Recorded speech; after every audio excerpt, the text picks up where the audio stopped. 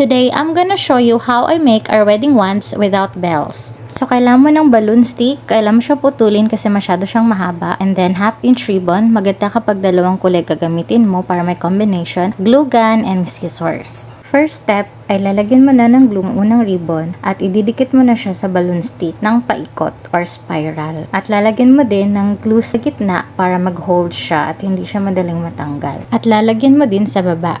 Dito, hindi mo muna siya kailangang gupitin. Iikot mo muna siya para mas maganda yung pagkaka-hold niya. Saka mo siya gupitin kapag nakuha mo na yung gusto mong haba. Yan. So, ginawa ko isang haba lang din siya ng stick. Next naman, ay didikit na natin yung isa pang kulay. After dikit, ay gugupitan ko na yung dilaw. Pero hindi ko siya pinantay sa red kasi para mas mahaba siya or may style siya. Tapos, nagdikit pa ulit ako ng red para maging tatlo na sila. Di ko rin ulit pinantay yung paggupit ko para mas mahaba siya tingnan. So, magkakaiba yung length nilang tatlo. Pero depende pa rin sa'yo kung gaano kahabang gusto mo. Gamit naman ng lighter, sinunugan ko ng konti yung dulo ng ribbon para hindi siya madaling mag-run. Next naman na gagawin ay ang paggawa ng mga small ribbons.